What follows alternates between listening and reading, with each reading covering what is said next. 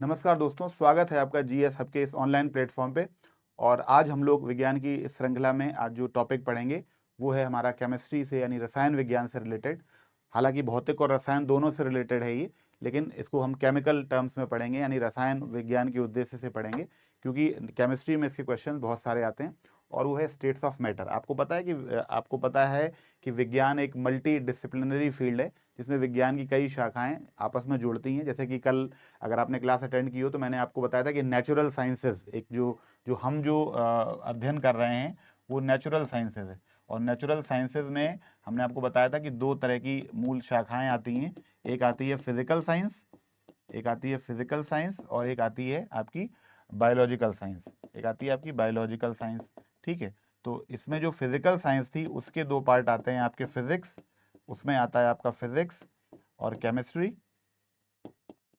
Chemistry और biology में आपको आता है जूलॉजी एंड बॉटनी।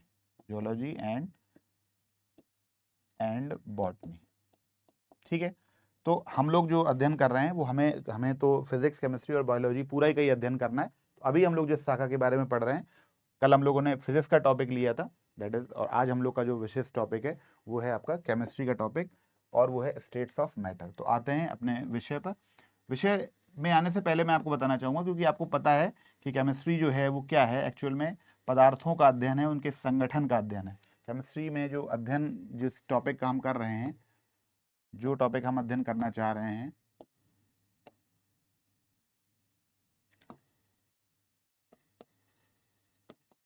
अगर बात करते हैं रसायन शास्त्र की, तो it is the study of elements it is the study of elements. ठीक। स्टडी ऑफ एलिमेंट किस किस संदर्भ में? उनकी स्ट्रक्चर, उनकी संरचना के संदर्भ में अध्ययन। ठीक। और उनका कॉम्पोजिशन, एलिमेंट एंड कंपाउंड। ठीक। तो उनका कंपोजिशन, अगर वो कंपाउंड है तो कंपोजिशन मीन्स संगठन, दैट इज कंपोजिशन। और उनकी फिजिकल और chemical properties, that is specially chemical properties.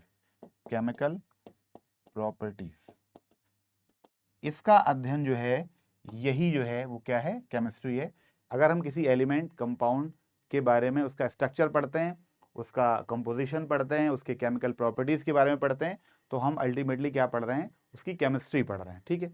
अब इस केमिस्ट्री को जानने से पहले, पढ़ने से पहले एक्चुअल में क्या हमें जानना पड़ेगा? हमें जानना पड़ेगा कि इसकी फिजिक्स क्या है, एक्चुअल में क्या है, इसके पीछे की फिजिक्स क्या है, वो जानना पड़ेगा। और उसके लिए हमको द्रव्य का अध्ययन करना पड़ेगा। किसका अध्ययन करना पड़ेगा? द्रव्य का, यानी मैटर का। Now what is the most important, you can से टर्म, दैट इज मैटर और द्रव्य। मैटर या द्रव्य की अवधारणा को समझना बहुत आवश्यक है फिजिक्स और केमिस्ट्री पढ़ने के लिए, क्योंकि फिजिक्स और केमिस्ट्री जो है that is based on matter. अब हम इसको किस तरीके से लेके चलते हैं, आप ध्यान से समझिए इस चीज को, बहुत अच्छी तरीके से देख के चलिए कि जब हम बात करते हैं मैटर या द्रव्य की, तो हम सबसे पहले हम जिस एक कंप्लीट स्पेस की बात करते हैं, इस कंप्लीट पूरा एक सिस्टम की बात करते हैं, एक तंत्र की बात करते हैं, तो वो तंत्र जो है हमारा, वो कहलाता है, वो हमारा तंत्र कहलाता है ब्रह्मांड। यानी हम जब बात करते हैं संपूर्ण विश्व तो उस ब्रह्मांड का एक छोटा सा हिस्सा है। लेकिन हम जब ऊर्जा और द्रव्य की बात करते हैं तो हमें पूरे ब्रह्मांड के बारे में पढ़ना पड़ता है। और हम बात कर रहे हैं यूनिवर्स की। किसकी बात कर रहे हैं? यूनिवर्स की। तो बात करते हैं यूनिवर्स की, तो यूनिवर्स में दो महत्वपूर्ण चीजें हैं। यूनिवर्स दो महत्वपूर्ण चीजों से मिलकर बना हुआ है। जो यूनिवर्स है, ब्रह्मांड है, उसमें वो दो चीजों का, एक तरीके से आप कह सकते हैं दो कंपोनेंट हैं उसके। और वो कंपोनेंट कौन से? एक तो है आपका द्रव्य यानी मैटर, और दूसरा है आपका एक इंपॉर्टेंट सब्सटेंस, दैट इज ऊर्जा यानी एनर्जी। तो कुल मिलाकर पूरा ब्रह्मांड किससे बना हुआ है? या तो द्रव्य से बना हुआ है या ऊर्जा से बना हुआ है। और आपको पता होगा एक बहुत इंपॉर्टेंट कॉन्सेप्ट है, एक बहुत वेल नोन कॉन्सेप्ट है, दैट इज आइंस्टीन का द्रव्यमान ऊर्जा समीकरण या mass energy relation. Mass energy relation इसी बात पर बेस्ड है कि द्रव्यमान में सिर्फ या तो द्रव्य है और या ऊर्जा है, और द्रव्य और ऊर्जा एक दूसरे में क्या है, इंटर कन्वर्टेबल हैं एज पर E बराबर MC स्क्वायर। E बराबर MC स्क्वायर के नियम के तहत, जो कि आइंस्टीन महोदय ने दिया था, इन्होंने बताया था कि द्रव्यमान और ऊर्जा आपस में क्या इंटर कन्वर्टेबल है। इसका मतलब पूरे ब्रह्मांड में जब भी हम कुछ अध्ययन करते हैं तो हम या तो अध्ययन करते हैं किसी द्रव्य का और या फिर अध्ययन करते हैं किसी ऊर्जा का। ठीक है, तो अभी हम लोग ऊर्जा का एस्पेक्ट नहीं पढ़ रहे हैं क्योंकि हम लोग केमिस्ट्री पढ़ रहे हैं, तो हम लोग पहले मैटर की ओर जाएंगे क्योंकि रसायन शास्त्र में हम लोगों को मैटर से रिलेटेड स्टडी करनी है। ऊर्जा कितने प्रकार की होती है, कैसी होती है, कितने उसके रूप हैं, क्या रूपांतरण है, वो हम लोग भौतिकी में पढ़ेंगे। जब हम फिजिक्स के टॉपिक्स में आएंगे तो हम उसमें ऊष्मा में, ऊर्जा में अलग अलग तरह की ऊर्जाओं को डिस्कस करेंगे। आज का हमारा जो महत्वपूर्ण विषय है वो है द्रव्य, यानी द्रव्य वाला पार्ट। अब इस द्रव्य का जो वर्गीकरण है ये पुनः दो आधारों पे किया जा सकता है। ध्यान से देखिएगा, इस द्रव्य का वर्गीकरण पुनः दो आधारों पे किया जा सकता है, और ये आधार क्रमशः कौन कौन से हैं। एक है रासायनिक आधार, एक है रासायनिक आधार, और दूसरा है, इसे कहते हैं केमिकल बेसिस,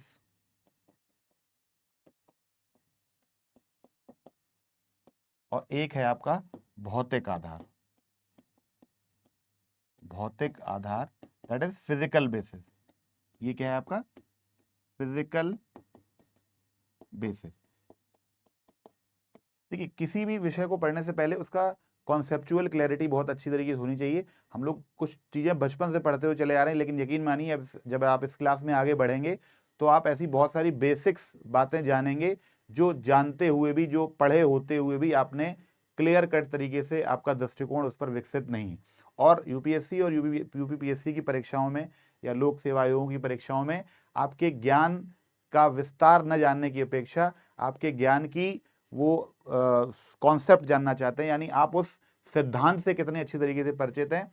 इस तरह के क्वेश्चंस जो है वो लगातार उनकी संख्या में भी वृद्धि हो रही है और कॉन्सेप्ट बेस्ड क्वेश्चन पूछे जा रहे हैं। तो ये आपके कॉन्सेप्ट के लिए हम लोग इसको डिस्कस कर रहे हैं। तो दो आधार हैं द्रव्य के वर्गीकरण के। द्रव्यों को दो तरह से वर्गीकृत किया जा सकता है। ये द्रव्यों का जो है, ये क्या है, द्रव्यों का वर्गीकरण है। ये क्या है, द्रव्यों का वर्गीकरण है, यानी क्लासिफिकेशन है। तो there are two basis of classification of matter. The first basis is physical basis and the second basis is chemical basis, भौतिक आधार पर वर्गीकरण, और दूसरा है आपका रासायनिक आधार वर्गीकरण। अब जब हम बात करते हैं भौतिक आधार वर्गीकरण की, पहले हम लोग भौतिक आधार पर डिस्कशन करेंगे, और इसको हम लोग नेक्स्ट पेज पे लेते हैं तो थोड़ा सा आपका ये कवर हो जाएगा। और पहले हम लोग इसको करते हैं भौतिक आधार पर वर्गीकरण। भौतिक आधार पर वर्गीकरण, that means classification based on physical basis, classification based on physical basis। ठीक, ये हम लोग जो है पहले वर्गीकरण पढ़ेंगे। अब इसमें देखिए, इसमें ध्यान से समझिए इस बात को कि कुछ ऐसी चीजें हैं जो आपको बहुत पहले से पता हैं, लेकिन यहीं पर मैं आपके सामने कुछ ऐसी चीजें बताऊंगा जिसमें आप कंफ्यूज हो सकते हैं, और जिनको आपको समझने के लिए आपको लगता होगा कि आपको ये बहुत अच्छी तरीके से आता है, लेकिन असलियत में कॉन्सेप्ट से परिचित नहीं। ध्यान समझिए, हम लोग पढ़ते चले आ रहे हैं कि द्रव्य की तीन भौतिक अवस्थाएं होती हैं। आमतौर पर तीन भौतिक अवस्थाएं होती हैं जो हम पढ़ते चले आ रहे हैं। कौन कौन सी? ठोस, दैट इज सॉलिड, लिक्विड यानी द्रव, और गैस यानी गैसियस, या गैस भी आप कह सकते हैं। ठीक, अब ध्यान समझिए, जब व्यक्ति विज्ञान पढ़ने की शुरुआत करता है, हम लोग क्लास 6 में होते हैं, तो हम लोग शुरुआत से ये चीजें पढ़ते आते हैं कि द्रव्य की तीन अवस्थाएं हैं, सॉलिड, लिक्विड, गैस। इसमें कहीं कोई दो राय नहीं है, कुछ भी गलत नहीं है। लेकिन आज विज्ञान जहां पहुंच गया है वहां पर हमें चीजों को थोड़ा और बेहतर तरीके से समझना होगा। बेहतर तरीके से जानना होगा और उनके बारे में, उसके बारे में अध्ययन करना होगा। तो उसको हम कैसे लेके चल सकते हैं, आप ध्यान से समझिए इस बात को कि द्रव्य की 3 भौतिक अवस्थाएं होती हैं, ठोस, द्रव और गैस। ठीक है, आज के समय में या जो आज तक जो डेवलप्ड अवस्थाएं हैं, अगर उनकी बात करें तो वर्तमान समय में 2 और अवधारणाएं विकसित हो चुकी हैं भौतिक अवस्था की। यानी भौतिक आधार पर जो द्रव्य की जो अवस्थाएं हैं उनमें 2 नई अवधारणाएं जुड़ चुकी हैं, जो कि एक है आपकी प्लाज्मा,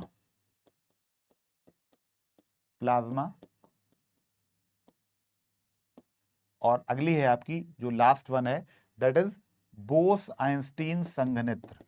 ध्यान रखिएगा, इस पे क्वेश्चन आया हुआ है, बोस-आइंस्टीन संघनित्र, बोस-आइंस्टीन संघनित्र, इसे शॉर्ट में कहते हैं BE&C, बोस-आइंस्टीन कंडेंसेट बोलते हैं इसे, BEC। अब देखिए, अब इसको हमको पढ़ना कैसे, इस पे क्वेश्चंस कैसे आते हैं।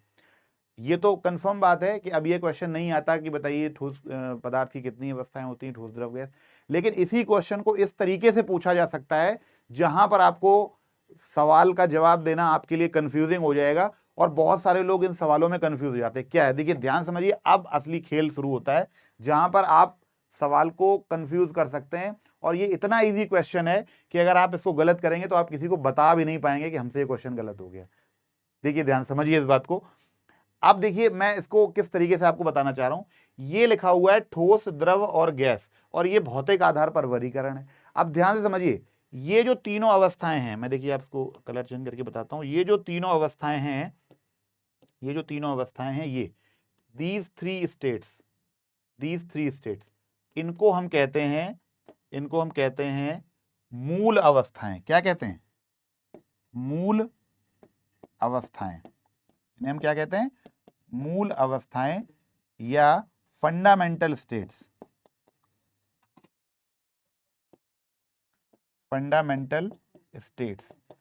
अब कोई मुझे ये बताए, आप लोगों में से आप ये बताइए कि इसे फंडामेंटल स्टेट क्यों कहते हैं? फंडामेंटल स्टेट का क्या मतलब है? यानी सवाल जब आएगा आपसे और आपसे ये पूछ दिया गया कि पदार्थ की कितनी मूल अवस्थाएं होती हैं, तो आपको जवाब देना है कि पदार्थ की 3 मूल अवस्थाएं होती हैं, ठोस, द्रव, गैस। लेकिन इसके लिए आपको यह तो पता होना चाहिए ना कि मूल अवस्थाएं होती क्या है, क्योंकि आप तभी इसका जवाब दे पाओगे। अगर आप इसको वन लाइनर नोट कर लोगे, रट लोगे, तो एग्जाम में इसका सही जवाब दे पाओगे या नहीं दे पाओगे, इसकी कोई गारंटी नहीं। लेकिन आज अगर आपने इसको समझ लिया तो जीवन में यह प्रश्न आपसे दोबारा कभी गलत नहीं होगा और आप बहुत आसानी से इस प्रश्न का जवाब दे पाओगे। ये जो तीनों अवस्थाएं आपको दिखाई दे रही हैं, ठोस, द्रव और गैस, these are called fundamental states.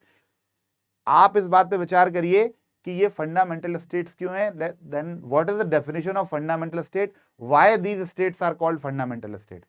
Why these two states are not fundamental state? यानी पदार्थ की ये अवस्थाएं फंडामेंटल क्यों नहीं है, ये 3 अवस्थाएं ही फंडामेंटल स्टेट्स क्यों है? इसका जवाब आप मुझे दीजिए। अगर आपको मालूम है तो बहुत अच्छी बात है, और नहीं मालूम है तो मैं आपका आज ये कॉन्सेप्ट क्लियर करता हूं, इसके बाद आप जीवन में ये प्रश्न दोबारा कभी गलत नहीं करेंगे। मूल अवस्थाओं से क्या तात्पर्य है?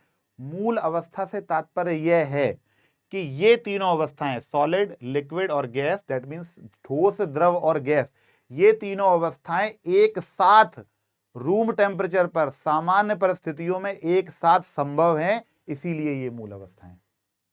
आप ये सेंटेंस हो सकता है आपने कई बार पढ़ा हो, रटा हो, रट के लिखा भी हो, लेकिन परिभाषा ये है कि मूल अवस्था वह अवस्था होती है जब, मूल अवस्था वह अवस्था है जो अवस्थाएं एक साथ एग्जिस्ट कर सकती हैं। यानी एक साथ, ध्यान से समझिए, ये एक सॉलिड चीज है, ये एक सॉलिड चीज है और ये इस कमरे के तापमान पर एग्जिस्ट करती है। इस बॉटल में पानी है, ये बॉटल में पानी रखा हुआ है, ये एक साथ एग्जिस्ट करती है। ये बॉटल में, इस बॉटल में पानी रखा हुआ है, ये इसी समय पर, इस कमरे के तापमान पर ये अवस्था भी संभव है।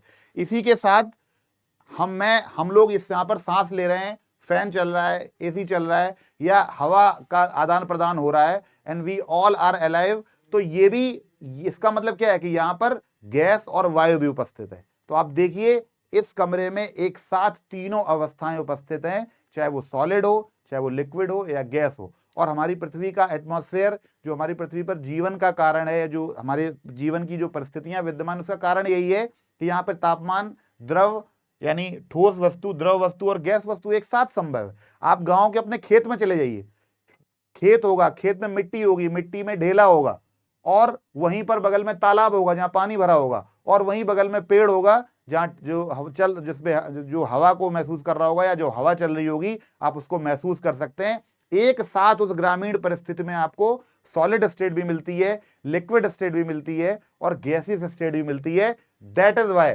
आप चाहे ग्रामीण परिवेश से हो, चाहे शहरी परिवेश से हो, चाहे आप कमरे के अंदर हो, चाहे आप पार्क में हो, चाहे आप खेत में हो, क्योंकि आपको ये तीनों अवस्थाएं एक साथ मिल रही हैं, यही कारण है कि ये मूल अवस्थाएं हैं। इसको रटने वाली कोई बात नहीं है, इसको सिर्फ और सिर्फ आपको समझना है कि मूल अवस्थाएं वे अवस्थाएं हैं जो एक साथ पाई जाती हैं, सामान्य परिस्थितियों में पाई जाती हैं, चाहे वो रूम टेम्परेचर हो, ये कमरा हो या आपका खेत हो। इसके बाद आपको जीवन में दोबारा इस बात को रटने की जरूरत नहीं है कि ठोस, द्रव और गैस कैसी अवस्थाएं, मौलिक अवस्थाएं हैं, मूल अवस्थाएं हैं, फंडामेंटल स्टेट्स हैं। अब जब भी क्वेश्चन आएगा कि पदार्थ की कितनी मूल अवस्थाएं हैं, यह प्रश्न कई बार कई वन डे एग्जाम्स में भी आ चुका है और प्रीलिम्स के, पीसीएस के प्रीलिम्स में प्रीवियस ईयर्स में भी आ चुका है, पदार्थ की मौलिक अवस्थाओं की संख्या कितनी है, तो आप कुछ नहीं बोलेंगे, आप सिर्फ बोलेंगे 3, दैट इज ठोस, द्रव और गैस। असर्शन बेस्ड क्वेश्चन भी आ सकता है ये, और नंबर बेस्ड क्वेश्चन भी आ सकता है कि 1, 2 और 3 या 3, 4, 3, 5 या 4 कुछ भी करके आ सकता है। You have to just tell 3 fundamental states are possible because all these three states can exist simultaneously at normal condition या रूम टेम्परेचर, जो परिस्थितियां हमारे चारों ओर मौजूद हैं। तो बिल्कुल भी इस प्रश्न को दोबारा गलत करने की जरूरत नहीं है। अगला प्रश्न देखिए क्या बनता है। यह प्रश्न कई परीक्षाओं में पूछा गया है, अगर आपने कोई वनडे एग्जाम पहले कभी दिया हुआ है तो यह प्रश्न आपके सामने आया होगा। नाउ दिस वन आप ध्यान से देखिए, इस क्वेश्चन को देखिए, यह क्वेश्चन भी कई बार पूछा गया है। ये जो नंबर 4 पे लिखा हुआ है, नंबर 4 पे लिखा हुआ है प्लाज्मा, क्या लिखा हुआ है, प्लाज्मा लिखा हुआ है। अब ये जो प्लाज्मा अवस्था है, ध्यान समझिएगा, ये जो प्लाज्मा अवस्था है ये पदार्थ की चौथी अवस्था है। ये क्वेश्चन पूछा गया एज इट इज एग्जैक्टली, ऐसे ही पूछा गया है कि ये पदार्थ की चौथी अवस्था है, that is 4th state of matter. ये क्वेश्चन पीवाईक्यू में है, आपसे सीधा डायरेक्टली स्ट्रेट फॉरवर्ड क्वेश्चन पूछा जाएगा, पदार्थ की चौथी अवस्था कौन सी है। कृपया करके बीसी को इधर मत लिख दीजिएगा, प्लाज्मा को इधर मत लिख दीजिएगा, चौथे नंबर पे प्लाज्मा ही रहेगा, क्योंकि जो नई अवस्था है, इससे पहले जो खोजी गई अवस्था है वो प्लाज्मा है। अब ध्यान से समझिए, ये प्लाज्मा अवस्था है। अभी मैं आपके इसको इसके बाद एक और बहुत अच्छा एक आपको रहस्य उजागर करूंगा, जिससे आप जानते हुए भी अपरिचित हैं। देखिए समझिए, बीसी अगली स्टेट आती है 5वीं स्टेट, इसे 5th स्टेट कहते हैं, और ये सबसे रीसेंट स्टेट है। ये क्या है, ये सबसे रीसेंट और सबसे आधुनिकतम अवस्था है ये, जिसे खोजा गया है। और भारतीय वैज्ञानिक सत्येंद्र नाथ बोस और आइंस्टीन महोदय के कॉन्सेप्ट्स को लेते हुए, बोस महोदय ने कुछ नए प्रकार के कणों पर विचार किया और आइंस्टीन की अवधारणाओं को संकलित करते हुए यह एक नया पार्टिकल अस्तित्व में आया या नई अवस्था अस्तित्व में आई पदार्थ की, जिसे कहा गया बीईसी या बोस आइंस्टीन कंडेंसेट या बोस आइंस्टीन संघनित्र। ठीक है, तो ये अवस्था कहलाती है पदार्थ की 5वीं अवस्था। अब देखिए क्वेश्चन कहां से बनता है या प्रश्न कैसे पूछा जाता है, इसको समझिएगा। आपने पढ़ लिया कि पदार्थ की इतनी अवस्थाएं हैं।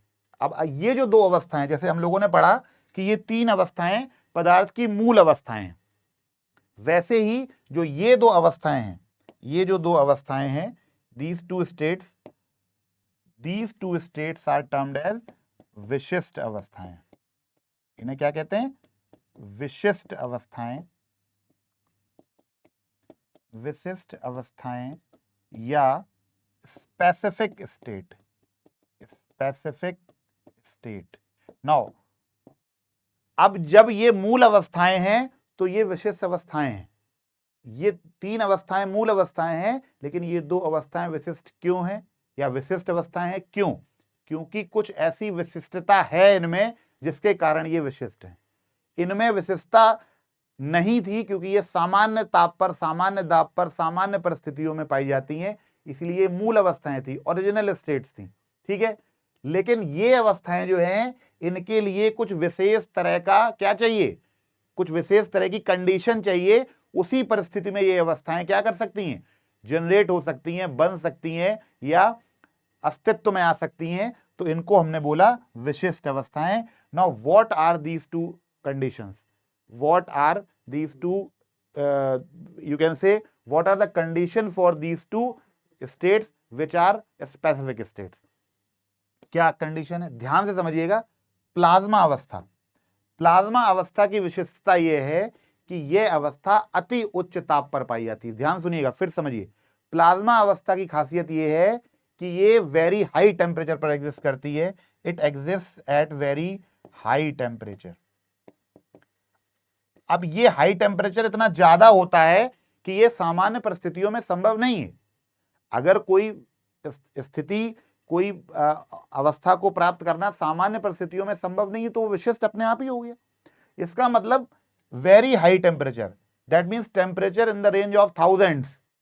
जैसे सूर्य की सतह का तापमान 6000 डिग्री सेल्सियस, करोड़ का तापमान, एक्सपेक्टेड तापमान 1.5 करोड़ डिग्री सेल्सियस, या प्लाज्मा, प्लाज्मा अवस्था, ट्यूबलाइट के अंदर, CFL के अंदर जो गैस भरी होती है उसका तापमान, नियॉन बल्ब के अंदर जो नियॉन भरी है उसकी जो फिजिकल स्टेट है, all these states leads to plasma state. आप इसके उदाहरण लिख सकते हैं कि सोलर एनर्जी यानी सौर ऊर्जा, सौर ऊर्जा इसका उदाहरण हो सकता है, या आपकी जो फ्लोरोसेंट ट्यूब है, फ्लोरोसेंट ट्यूब जिसे हम लोग कॉमनली ट्यूबलाइट कहते हैं, वो जिसे कॉमनली ट्यूबलाइट कहते हैं, या नियॉन बल्ब, नियॉन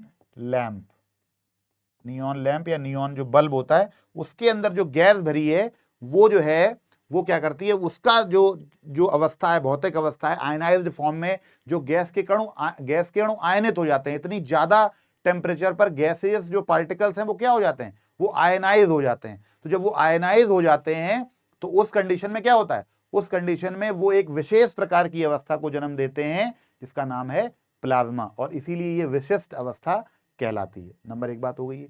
अब इसी में आ जाइए दूसरे स्टेप पे, जो है हमारा, इसी में दूसरे चीज पे आ जाइए, या दूसरे आप कहना चाहिए एग्जाम्पल पे आ जाते हैं हम लोग, और वो देखते हैं वो क्या है। इसमें आ जाएंगे, देखिए ध्यान से, BEC। Now what is BEC, Bose Einstein संघनित्र। अगेन ये पदार्थ की 5वीं अवस्था है। ये क्या है, पदार्थ की 5वीं अवस्था है। तो ये 5वीं अवस्था क्या कहती है, ये 5वीं अवस्था ये कहती है कि ये भी विशिष्ट है। अब ये विशिष्ट क्यों है, ये विशिष्ट इसलिए है क्योंकि ये अति निम्न ताप पर पाई जाती है। कितने ताप पर, अति निम्न ताप, that means temperature in the range of nearly -150 degree Celsius to -200 degree Celsius. That means -150 degree Celsius से -200 डिग्री सेल्सियस की रेंज में जब तापमान होता है तो ये वाली अवस्था पाई जाती है। सोचिए ये बहुत कम तापमान है, -150। आपको पता है कि न्यूनतम संभव तापमान जो है, एब्सोल्यूट जीरो टेम्परेचर जिसे कहते हैं, वो कितना है, वो है -273.15 degree Celsius, -273.15 degree Celsius. It is termed as absolute zero temperature. और हम कहां तक पहुंच गए, -200 तक। इसका मतलब प्रैक्टिकली सामान्य परिस्थितियों में आप ये समझ लीजिए कि हमारी धरती पर भी इतना तापमान, इवन पोल्स पे, अंटार्कटिका पे, नॉर्थ पोल पर भी इतना तापमान नहीं है। वहां पर भी जो मैक्सिमम मिनिमम पॉसिबल टेम्परेचर जो है वो -88 डिग्री सेल्सियस है अंटार्कटिका पे। तो सोच सकते हैं कि यह अवस्था सामान्य परिस्थितियों में प्राप्त करना संभव नहीं है। इसको स्ट्रिक्टली केवल और केवल लेबोरेटरी कंडीशंस में यानी प्रयोगशाला में ही बनाया जा सकता है। इसीलिए यह भी एक विशिष्ट अवस्था है पदार्थों को क्रायोजेनिक टेम्परेचर पर प्रिजर्व करने के लिए। चाहे हम कोई मेडिकल सब्सटेंसेस या मेडिकल कल्चर को प्रिजर्व करें मिनिमम टेम्परेचर पे, है ना, और या फिर हम क्रायोजेनिक इंजन बनाएं। आपको पता है रॉकेट लॉन्चिंग में क्रायोजेनिक इंजन इस्तेमाल होता है, जिसमें फ्यूल को बहुत -डिग्री सेल्सियस पे यानी क्रायोजेनिक ताप पर क्या करना पड़ता है, उसको रखना पड़ता है, जिससे कि जो लेयर जब वो रॉकेट लॉन्च होता है और वो दूसरी लेयर्स में एटमॉस्फेयर को पार करके जाता है तो वहां तक वो फ्यूल सुरक्षित रह सके, क्योंकि निम्न तापमान पर जो है उसकी सुरक्षित रहने की संभावना जो है वो बढ़ जाती है, उसके बर्निंग की, इन्फ्लेमेबिलिटी होने की संभावना कम हो जाती है। जरूरत पड़ने पर ही वो बर्न करेगा, उससे पहले वो बर्न नहीं करेगा। तो क्रायोजेनिक तापमान पर से सुरक्षित रखा जाता है, इसलिए क्रायोजेनिक इंजन का इस्तेमाल होता है। ध्यान रखिएगा, ये टर्म आपने सुना होगा। अब देखिए ध्यान से, यहां पे प्रश्न कहां से बन रहा है और प्रश्न कैसे बनते हैं, ध्यान समझिए। ये सामने आपके जो पूरा ये बोर्ड पे जो लिखा हुआ है, इससे ऐसे 4 से 5 क्वेश्चन बनते हैं जो इसी से रिलेटेड है और सबके जवाब अलग अलग है। ध्यान समझिए, अगर आपने ये आज 4-5 क्वेश्चन समझ लिए, इसके बाद आपको द्रव्य की अवस्था से रिलेटेड कभी कोई प्रॉब्लम नहीं होने वाली है और आप हंसते खेलते चलते फिरते इस प्रश्न का जवाब दे सकते हैं कि क्या है, बशर्ते कि आपको प्रश्न को ध्यान से पढ़ना है, क्योंकि इसमें सारा खेल प्रश्न की भाषा पर निर्भर करता है। देखिए प्रश्न नंबर 1, आपसे कोई पूछता है कि पदार्थ की कितनी मौलिक अवस्थाएं संभव हैं या पदार्थ की कितनी मूल अवस्थाएं होती हैं, तो आप क्या बताएंगे? पदार्थ की 3 मूल अवस्थाएं होती, काउंटिंग की बात कर रहा हूं, पदार्थ की 3 मूल अवस्थाएं होती हैं, ठोस, द्रव और गैस। There are 3 states, they are 3 fundamental states of matter. पदार्थ की 3 मूल अवस्थाएं। इसके बाद आ जाइए अगले प्रश्न पे। अगला प्रश्न ये कहता है कि पदार्थ की कितनी विशिष्ट अवस्थाएं होती हैं। फिर सुनिए, पदार्थ की कितनी विशेष अवस्थाएं होती हैं, विशिष्ट अवस्थाएं होती हैं, या पदार्थ कितनी विशिष्ट अवस्थाओं में मूल अवस्थाओं के अतिरिक्त पाया जाता है। फिर सुनिए कि पदार्थ की कितनी स्पेसिफिक स्टेट्स है। इसका जवाब क्या होगा? इस प्रश्न का जवाब 2 होगा।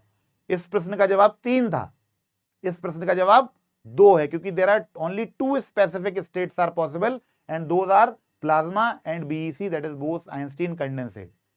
तो जवाब बदल गया, प्रश्न मैटर ऑफ स्टेट्स का ही है, लेकिन जवाब बदल गया। यहां जवाब था 3, यहां जवाब है 2। अगला प्रश्न जो बिल्कुल एज इट इज पूछा गया है, पदार्थ की चौथी अवस्था कौन सी है? तो पदार्थ की चौथी अवस्था आप क्या बताएंगे कि पदार्थ की चौथी अवस्था प्लाज्मा अवस्था है। पदार्थ की चौथी अवस्था क्या है?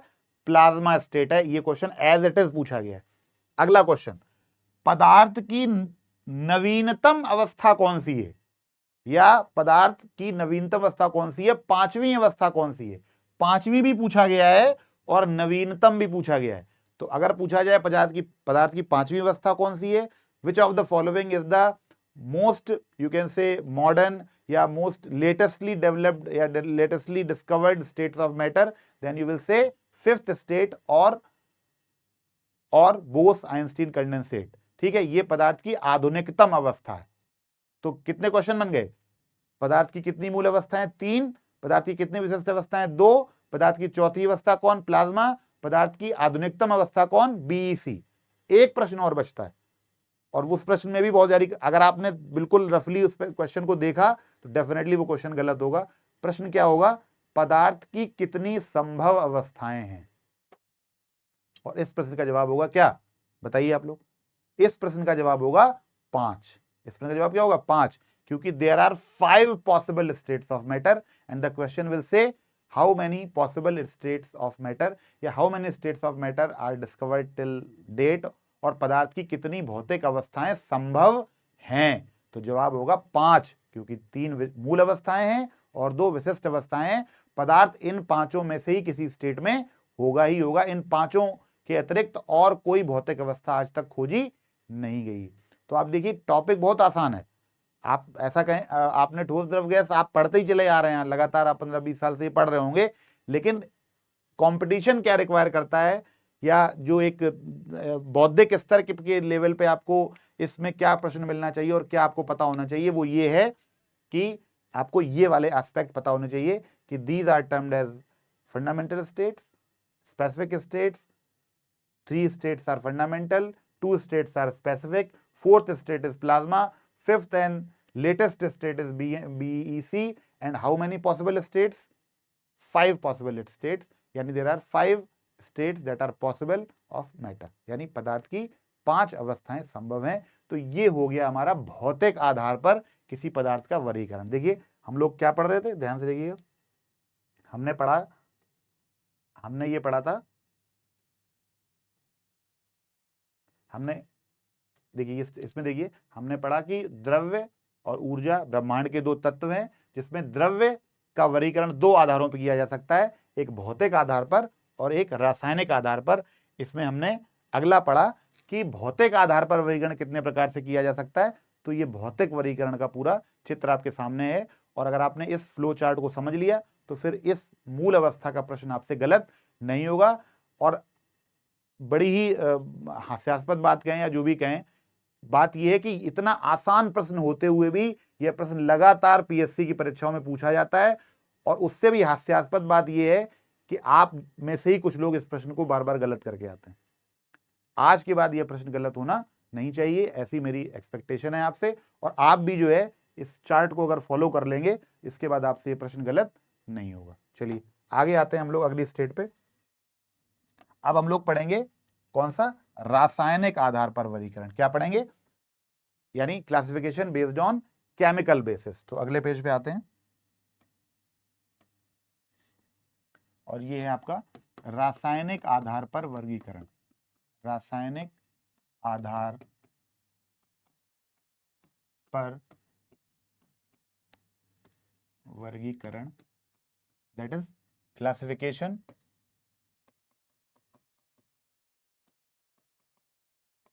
on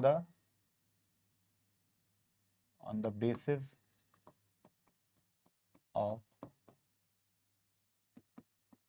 chemical nature।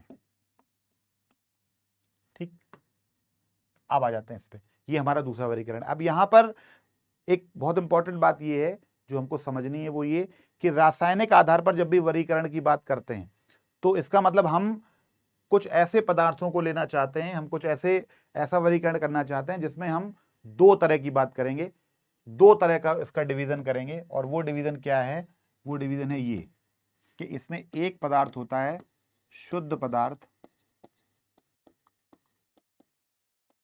और दूसरा पदार्थ होता है मिश्रण। शुद्ध पदार्थ that is pure substances, pure substances ये शुद्ध पदार्थ होते हैं, और मिश्रण का मतलब होता है मिक्सचर। पुनः बात करें, शुद्ध पदार्थों को दो भागों में वर्गीकृत किया जा सकता है। कौन कौन सा, एक है तत्व दैट इज एलिमेंट, और अगला है यौगिक या कंपाउंड। पुनः तत्वों को तीन भागों में वर्गीकृत किया जा सकता है। कौन कौन से, धात्विक तत्व यानी धातु दैट इज मेटल, अधातु दैट इज नॉन मेटल, और तीसरा है उपधातु दैट इज मेटलॉइड। ठीक, और यौगिक को दो भागों में वर्गीकृत किया जा सकता है। कौन कौन सा, एक कार्बनिक यौगिक और दूसरा ऑर्गेनिक, इसे कहते हैं ऑर्गेनिक कंपाउंड, और दूसरा अकार्बनिक यौगिक that is inorganic, inorganic compound. मिश्रण के पुनः दो भाग किए जा सकते हैं। कौन कौन से, एक समांग मिश्रण या होमोजेनस, और दूसरा विसमांग मिश्रण या हेट्रोजेनस।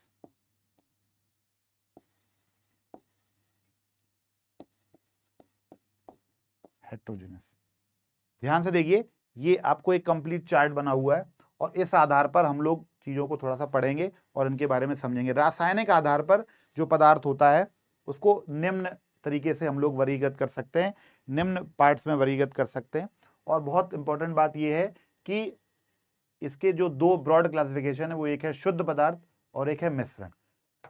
शुद्ध पदार्थ की कैटेगरी में क्या आते हैं, शुद्ध पदार्थ की कैटेगरी में आते हैं आपके तत्व और यौगिक यानी एलिमेंट्स और कंपाउंड आते हैं। और मिश्रण के अंतर्गत आते हैं आपके समांग मिश्रण, ये है समांग मिश्रण, और ये आपका विसमांग मिश्रण that is homogeneous mixture and heterogeneous mixture. इनको थोड़ा थोड़ा डिटेल में पढ़ते हैं। तो ध्यान से देखिए, सबसे पहले हम आते हैं शुद्ध पदार्थों के ऊपर और उसमें भी आते हैं तत्वों के ऊपर।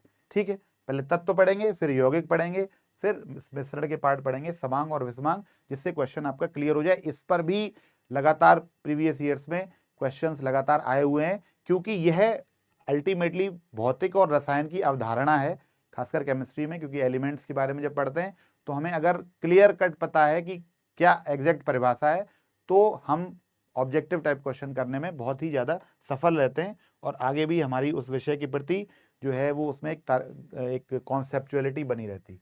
तो सबसे पहले बात करते हैं तत्व की। किसकी बात करते हैं? तत्व की।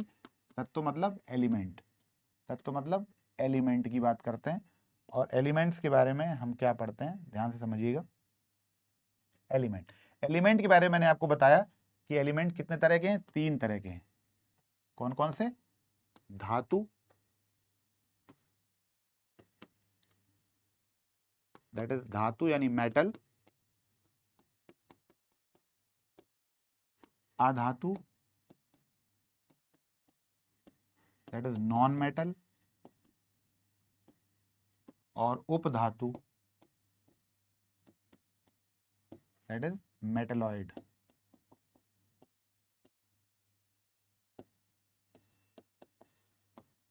अब आ जाइए, देखिए ध्यान समझिए, इसको एक एक करके समझते हैं और इसके गुणों के बारे में भी अध्ययन करते हैं, जो कि हमको पता होने चाहिए। अब देखिए धातु क्या होता है, पहले तो एलिमेंट समझिए क्या होता है। एलिमेंट्स का मतलब क्या होता है? एलिमेंट्स का मतलब होता है कि जब पदार्थ अपनी सबसे बेसिक अवस्था में हो, जिस अवस्था में वो प्रकृति में पाया जाता हो और विलग अवस्था में हो। एलिमेंट का तात्पर्य, आपने पीरियोडिक टेबल के बारे में सुना होगा, आवर्त सारणी के बारे में सुना होगा। तो आवर्त सारणी में तत्व जिस प्रकार से, जिस प्रतीक के माध्यम से, जिस रासायनिक अवस्था में लिखे होते हैं, सिंबॉलिक रूप में लिखे होते हैं, वो एलिमेंटल फॉर्म कहलाती है, यानी वो तात्विक फॉर्म कहलाती है। और किसी एक तत्व में सिर्फ एक ही प्रकार के परमाणु पाए जाते हैं। जैसे कोई तत्व है, चाहे वो धातु हो, अधातु हो या उपधातु हो, लेकिन अगर कोई चीज कार्बन है तो फिर उसमें कार्बन के ही परमाणु होंगे, तो वो कार्बन तत्व है। अगर कोई आयरन का पीस है और उसमें सिर्फ आयरन के ही परमाणु हैं, तो वो आयरन तत्व कहलाएगा। कोई कॉपर की रॉड है या कॉपर की छड़ है, तो उसमें सिर्फ कॉपर तत्व के ही परमाणु हैं, तो उस कंडीशन में वो क्या कहलाएगा? वो कॉपर का जो पदार्थ है या कॉपर का तत्व कहलाएगा। इसका मतलब तत्व वो पदार्थ होते हैं जिसमें एक ही प्रकार के शुद्ध परमाणु विद्यमान होते हैं। ठीक है, तत्व का मतलब ये हुआ एक ही प्रकार के परमाणु विद्यमान होते हैं। उनकी संख्या, मतलब संख्या उनकी वेरी हो सकती है, लेकिन टाइप ऑफ एटम्स जो हैं वो एक ही होते हैं, एक ही प्रकार का परमाणु होता है। कॉपर है तो कॉपर ही होगा, आयरन है तो आयरन ही होगा, एल्यूमिनियम है तो एल्यूमिनियम ही होगा। इस तरीके से वो कहलाया तत्व। अब उस तत्व की प्रकृति क्या है, इस आधार पर उसके कुछ भाग किए गए, जैसे धातु। तो धातु की बात करें तो धातुओं के कुछ गुण होते हैं। जैसे धातुओं का गुण होता है शाइन, दैट इज लस्टर। आप इसको ऐसे कह सकते हैं, मैं लिख रहा हूं एक हिंदी का वर्ड लस्टर इंग्लिश में, और हिंदी में इसे कहते हैं चमक। तो पहला लक्षण ये है धातुओं का कि धातुओं में क्या पाई जाती है? धातुओं में चमक पाई जाती है, उनमें शाइनिंग होती है, देखें शाइन, उनमें चमक होती है।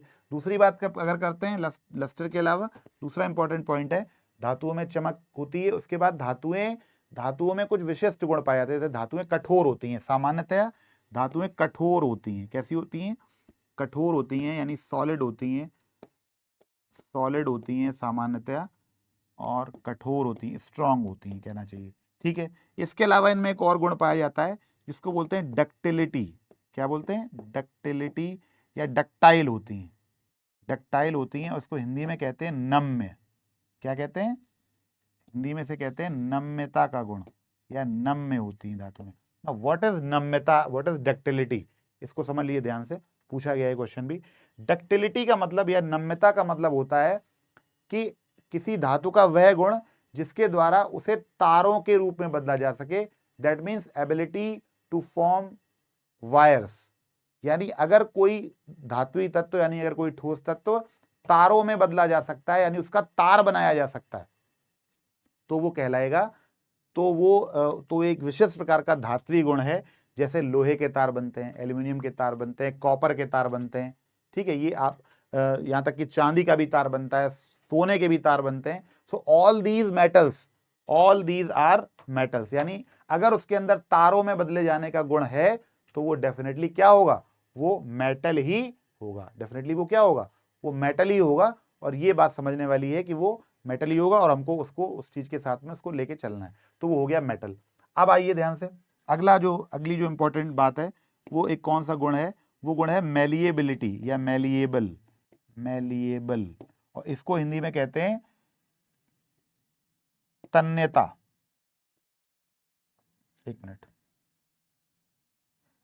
ये जो डक्टिलिटी का गुण है इसको बोलते हैं हम लोग तन्यता, और मेलेबिलिटी का जो गुण होता है इसे हम कहते हैं नम्यता।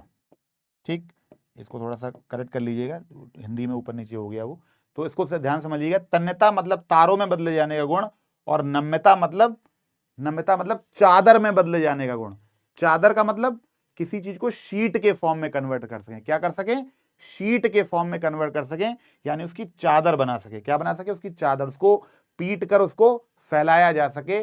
तो जितनी भी मेटेलिक सर्फेसेस होती हैं, आप देखिए आयरन की शीट्स आती हैं, एल्यूमिनियम की शीट्स आती हैं, घरों में दरवाजे लगते हैं, या जो भी इस तरह के जितने भी धातुई पदार्थ होती हैं उनकी क्या होती है, उनको फैलाकर, उनको पीट कर उनको फैलाया जा सकता है। This property of converting into sheets is called malleability या नम्यता। ठीक, यानी हम पीट कर अगर किसी धातु को बढ़ा सकें, किसी पदार्थ को, किसी एलिमेंट को, किसी तत्व को बढ़ा सकें, तो डेफिनेटली वो धातु क्या होगी, ठोस होगी, या कैसी होगी, आपकी धातुई प्रकृति की होगी। कैसी होगी, धातुई प्रकृति की होगी, और उसको हम क्या कह देंगे, मेलिएबल होगी। एक और बहुत अच्छा गुण है, दैट इज सोनोरस, यानी ध्वनिक गुण पाया जाता है। ध्वनिक, धातुएं जो होती हैं वो बजती हैं, धातुओं को आपस में अगर आप टकराएंगे तो उनसे एक विशेष तरह की आवाज आती है, और ये जो गुण कहलाता है ये सोनोरस प्रॉपर्टी कहलाती है, यानी ध्वनिक गुण कहलाता है। यानी धातुओं को आपस में पीटने पर क्या होगा, एक स्वर निकलता है, एक कड़क आवाज निकलती है, और वो एक विशेष तरह की ध्वनि होती है। यहाँ पर ये पता लगता है कि दो धातुएं आपस में टकरा रही हैं। धातु और अधातु की टक्कर में उस तरह की ध्वनि नहीं निकलेगी, लेकिन धातु और धातु की टक्कर में वो एक विशेष तरह का गुण जरूर निकलेगा, और वो गुण भी किसमें पाया जाता है, धातुओं में। अगर बात करें उदाहरण की, तो जितने भी उदाहरण मैंने अभी आपको बोलने के दौरान बताए, कौन कौन से उदाहरण हो सकते हैं आपके, कुछ मैंने आपको उदाहरण बताया, जैसे आयरन हो सकता है, आपका एग्जाम्पल, कॉपर हो सकता है, एल्यूमिनियम हो सकता है, ठीक है, और सिल्वर हो सकता है, और गोल्ड हो सकता है। ये सारी की सारी धातुएं, ये सारी की सारी क्या हैं, ये सभी की सभी क्या हैं, धातुएं हैं। इनमें धातुई गुण पाया जा रहा है, और इसी धातुई गुणों की वजह से क्या हो रहा है, वो चीज किसमें मतलब वो एक विशेष प्रकार का लक्षण प्रदर्शित कर रही है, जिसमें ये सारे गुण पाए जा रहे हैं। वो लस्टर है, उसमें शाइन भी है, सॉलिड है, कठोर है, डक्टाइल है, तन्य है, मेलिएबल है, नम्य है, सोनोरस है, ध्वनिक है, आवाज निकल सकती है। And these are some basic example, that is iron, copper, aluminium, silver and gold. तो these are example of metals. अब आ जाते हैं नॉन मेटल्स पे। नॉन मेटल्स की क्या खासियत है, नॉन मेटल्स की अगर बात करते हैं, तो नॉन मेटल्स की अगर बात करें, तो नॉन मेटल की खासियत ये है कि नॉन मेटल्स, पहली बात तो उनमें एक खास बात हो सकती है कि नॉन मेटल रंगीन होते हैं। क्या होते हैं, रंगीन होते हैं। कैसे होते हैं, कलर्ड। नॉन मेटल्स जो है वो क्या हो सकते हैं, कलर्ड हो सकते हैं, रंगीन हो सकते हैं। दूसरी बात, इनमें वो सारे गुण जो धातु में पाए जाते हैं वो नहीं होते हैं। जैसे चमक, जैसे अगर शाइन की बात करें तो शाइन नहीं होती है, शाइन की बात करें तो शाइन नहीं होती है, ठीक है।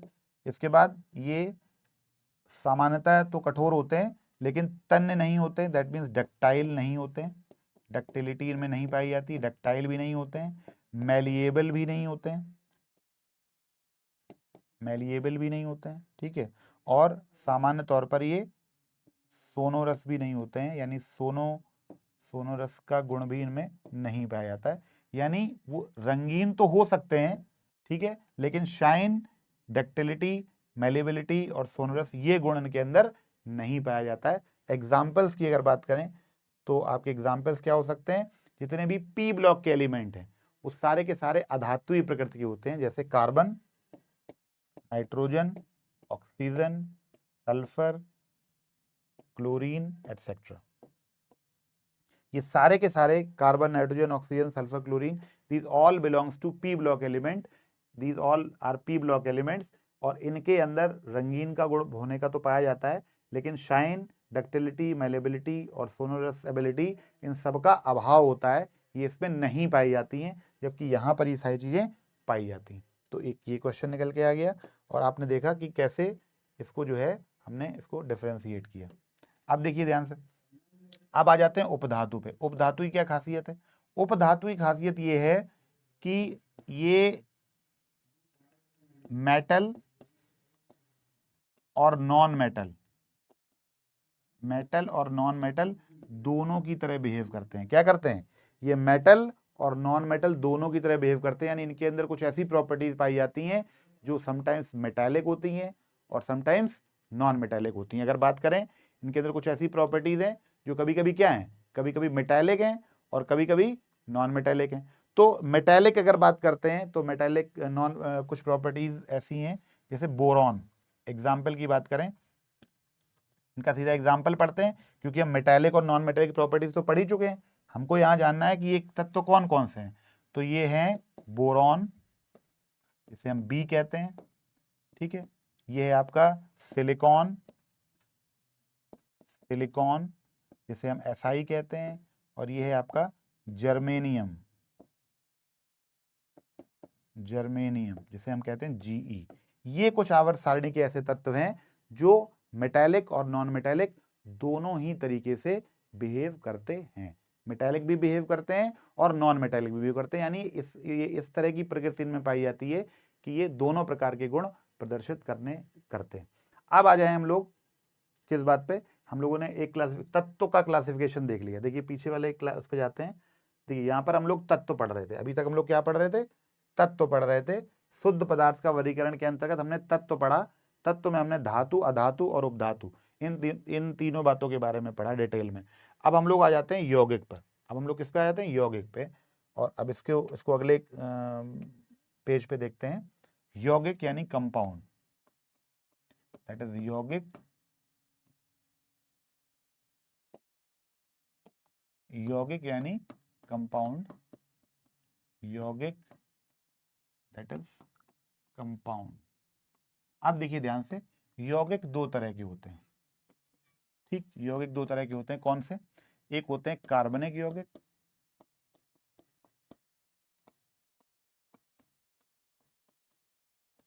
दैट इज ऑर्गेनिक कंपाउंड, और दूसरे होते हैं आपके inorganic compound, inorganic compound that is अकार्बनिक यौगिक।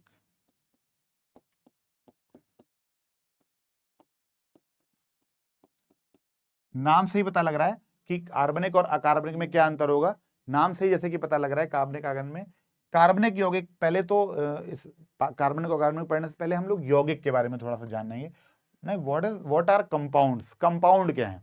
देखिए हमने शुद्ध पदार्थों की कैटेगरी में दोनों को पढ़ा हुआ है, हमने दोनों को शुद्ध पदार्थों की कैटेगरी में पढ़ा हुआ है कि शुद्ध पदार्थों का एक प्रकार है तत्व, दूसरा प्रकार है यौगिक।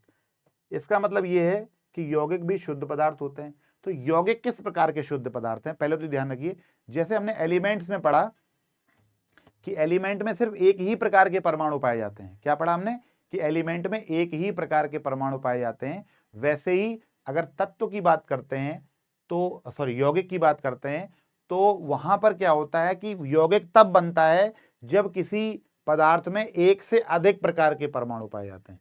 दैट मीन्स एक से अधिक प्रकार के पदार्थों का एक निश्चित अनुपात में रासायनिक संयोग होना या होने पर यौगिक का निर्माण होता है। व्हेन टू और मोर substances react in a definite ratio two form a new compound, then it is termed as compound, then it is termed as compound, a new substance that is compound. That means दो या अधिक परमाणु मिले और उन्होंने क्या बनाया? उन्होंने एक नया तत्व बनाया।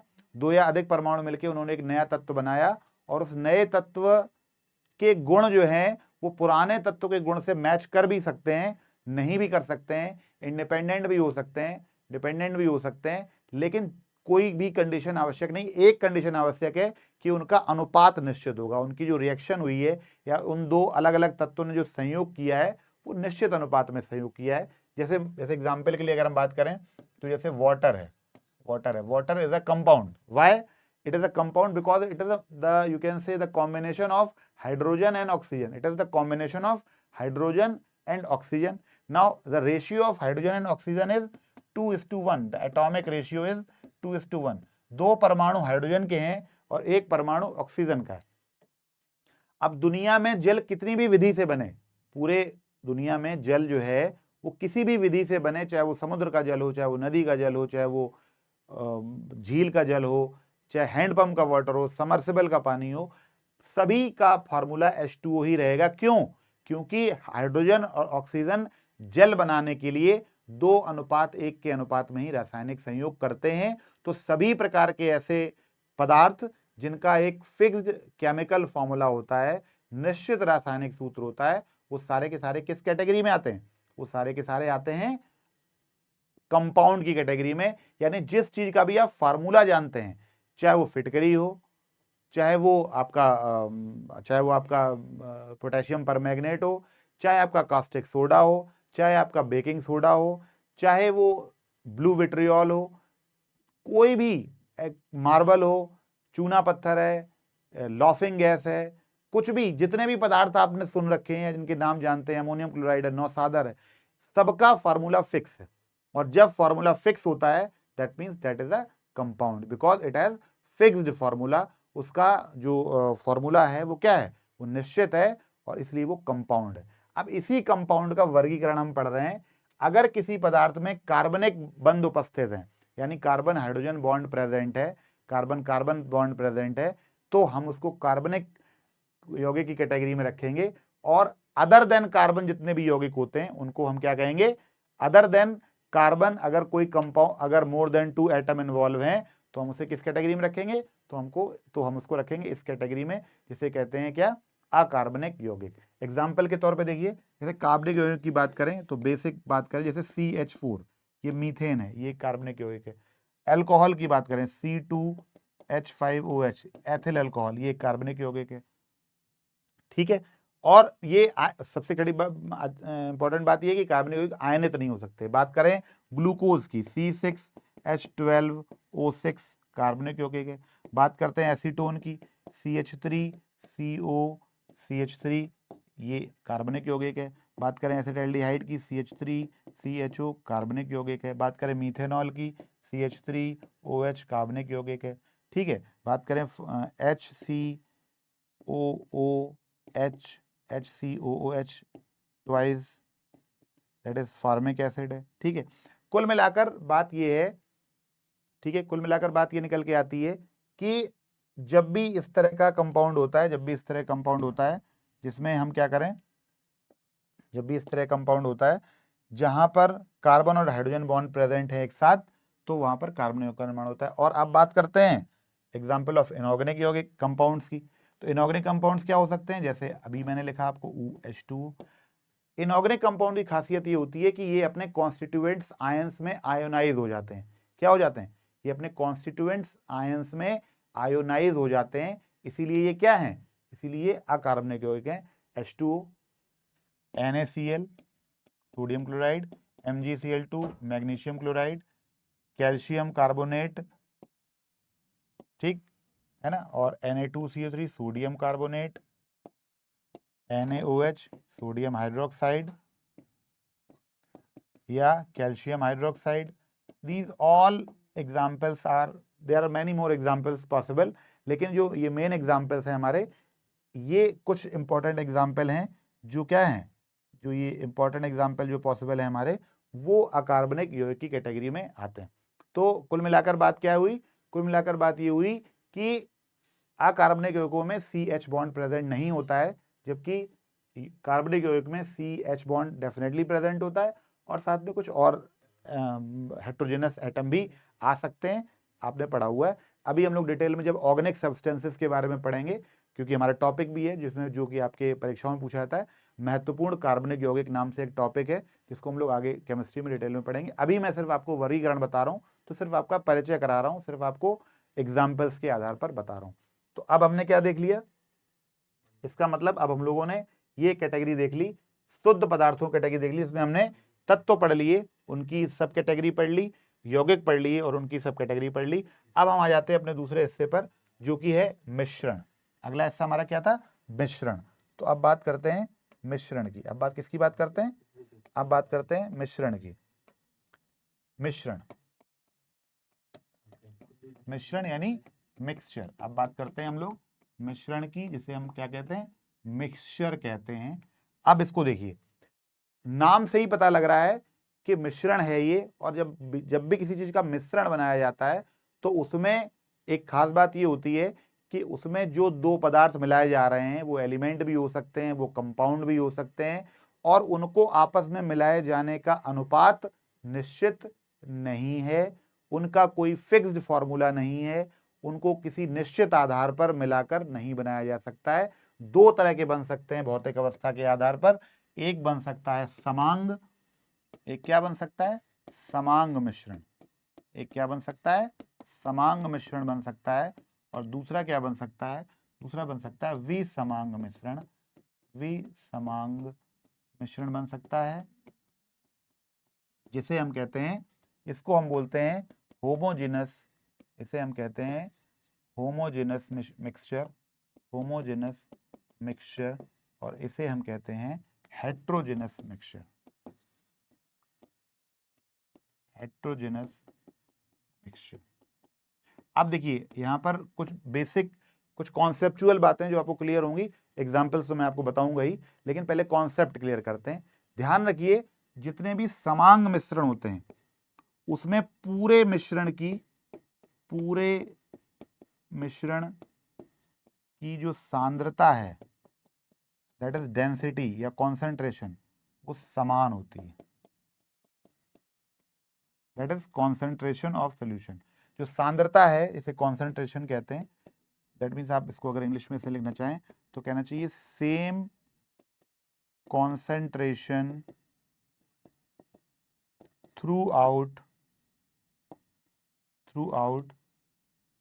The mixture. ठीक, और एक और खास बात है कि physical properties are same throughout the mixture. मिश्रण के प्रत्येक भाग, मिश्रण के प्रत्येक भाग के गुण जो है, खासकर भौतिक गुण, भौतिक गुण वो समान होते हैं। That means same physical properties through out the sample of that homogeneous mixture.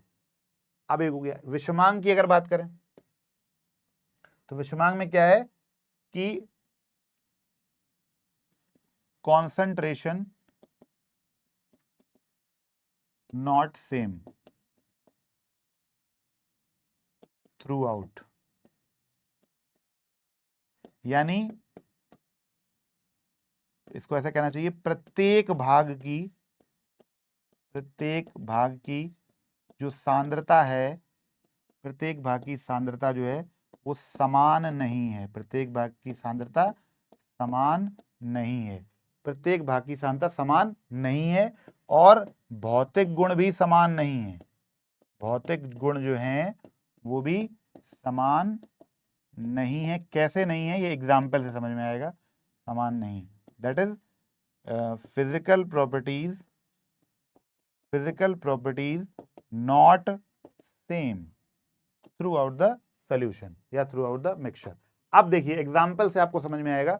समांग मिश्रण में क्या होता है, जो विलायक होता है, जो विलेय होता है, वो विलायक में पूरी तरीके से घुल जाता है, पूरी तरीके से मिल जाता है, और फिर उसको पृथक करना या उसको डिफरेंशिएट करना अपने नॉर्मल आइज से या नॉर्मल मेथड से संभव नहीं है। जैसे एग्जाम्पल की अगर बात करें,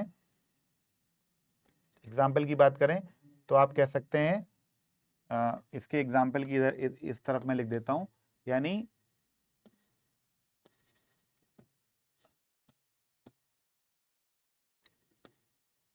चीनी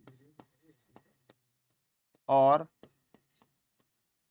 नमक का जल में मिश्रण। ना ये एग्जाम्पल हमारे समांग मिश्रण का उदाहरण है। यानी जब हम शुगर या सॉल्ट को नॉर्मल वाटर में डिसॉल्व करते हैं तो ये पूरी तरीके से डिसॉल्व हो जाता है और पूरे मिश्रण की सांद्रता एक समान हो जाती है। आप देखिए, आप घर में चाय बनाते हैं या शरबत बनाते हैं तो जब एक बार पानी में चीनी घुल जाती है, एक बार उसमें चीनी डिसॉल्व हो जाती है तो पूरे उस मिक्सचर की या पूरे उस सोल्यूशन की सांद्रता एक समान हो जाती है। यानी वो एक जैसा ही मीठा होता है या एक जैसा ही नमकीन होता है, डिपेंड्स कि आपने नमक मिलाया या चीनी मिलाई। तो ऐसा मिश्रण समांग है और प्रत्येक भाग के भौतिक गुण भी समान होते हैं। अगर हम ऊपर से कोई सैंपल लें और नीचे से कोई सैंपल लें तो दोनों में ही समान फिजिकल प्रॉपर्टीज वो प्रदर्शित करेगा और ऐसा मिश्रण कहलाता है समांग मिश्रण। मिश्रण की परिभाषा ये है, मिश्रण का तात्पर्य इस बात से है कि जब दो पदार्थ किसी इनडेफिनेट अमाउंट में आपस में मिलाए जाएं, चाहे वो तत्व हो चाहे वो कोई एलिमेंट्स हो, तो वो मिश्रण का निर्माण करते हैं। अगर वो पूरी तरीके से घुल मिल जा रहा है तो वो समांग मिश्रण है। और विषमांग के अगर एग्जाम्पल की बात करें, इसके उदाहरण की बात करें, यहां लिख देता हूं, तो सबसे अच्छा और सबसे सटीक उदाहरण है मिश्र धातुएं। मिश्र धातु यानी एलॉयज।